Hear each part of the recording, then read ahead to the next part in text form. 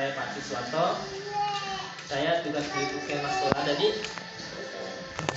ini kan sebagai tugasnya sebagai promosi kesehatan.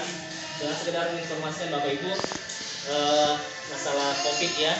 Mungkin selama ini COVID terakhir hampir beberapa minggu terakhir ini kita memang tidak ada kasus. Artinya tidak ada kasus yang di utara. Tetapi setelah Lebaran kemarin itu ada sampai 9 kasus. Artinya gara-gara Lebaran kemarin ada penambahan 9 kasus itu di daerah Sabang Selatan.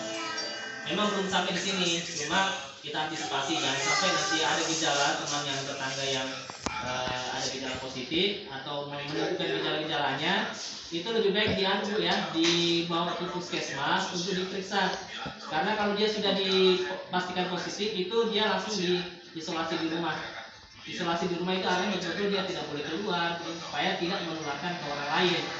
Kalau dia sudah dipastikan positif, tapi kalau misalnya ada gejalanya dan dia tidak diperiksa, tidak ditahu positif atau tidak, dia kemana-mana, ya itu yang bisa menularkan ke orang lain.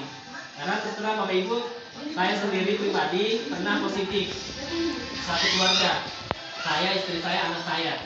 Yang gejala yang paling khas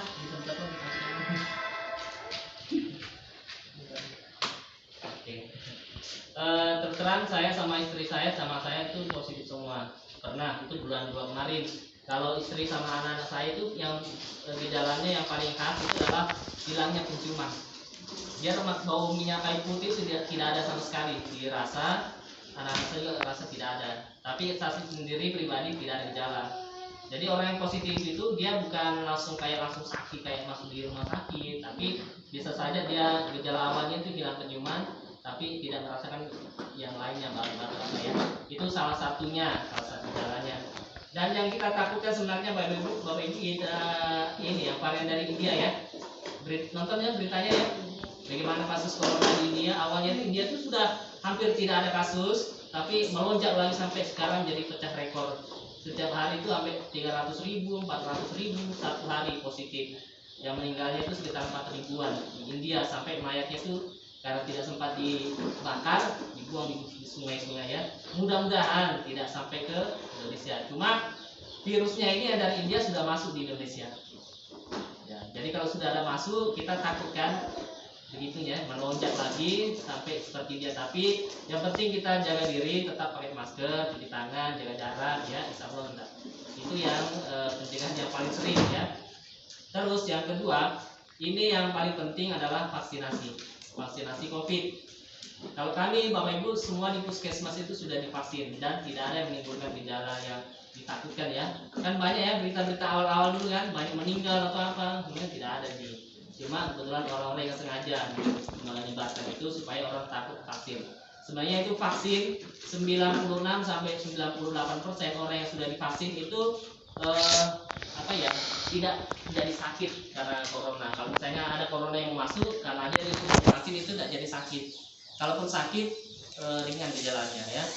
Tapi kalau kita yang belum divaksin, misalnya kedepannya ada virus corona yang bisa saja sampai drop, sampai tidak ya. Jadi itu vaksin corona, vaksinasi itu sangat penting. Nanti ada jadwalnya tersendiri untuk ibu-ibu yang produktif ini. Yang jadi sasaran utama adalah lansia. Kalau nanti misalnya ada jadwal vaksinasi umur 60 tahun ke atas ada ya di rumahnya? Ada ya? Itu yang prioritas pertama. Kenapa? Karena banyak yang kasus meninggal di utara itu 50%. Yang meninggal kemarin itu di atas 60 tahun ke atas.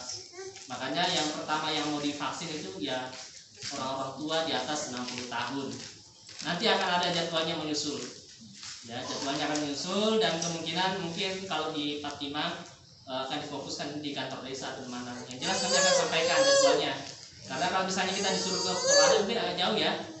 Tapi ya kami akan mobile keliling di jadwalnya nanti. Cuma yang awal-awal nanti ini vaksinnya adalah lansia. Nanti untuk ibu-ibu yang sama bapak yang masih gini akan menyusul. Cuma tidak tahu kapan. Kenapa?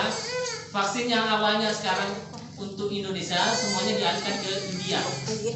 Ya, vaksin yang awalnya mau diuntukkan di Indonesia makanya dialihkan ke India. Dan vaksin ini betul-betul rebutan semua negara di dunia ya. Rebutan. Kalau Di Cina itu yang saya lihat dari datanya itu sudah 500 jiwa, 500 juta jiwa yang sudah divaksin. Amerika 300.000 jiwa sudah divaksin, dan Indonesia sekitar baru 23 juta yang baru divaksin, tidak cukup 10%. Nah, masih banyak yang belum divaksin. Sasarannya vaksinasi itu sampai tahun depan semua akan dapat. Cuma ya sambil menunggu vaksin, tetap kita jaga protokol kesehatan ya, pakai masker, jaga jarak, dan cuci tangan ya. Ini harapan kami, mudah-mudahan kasus India ini tidak terjadi di kita. Makanya ya tetap pakai masker, kemana-mana pakai masker ya. Oke, Bapak Ibu, ada mau ditanyakan?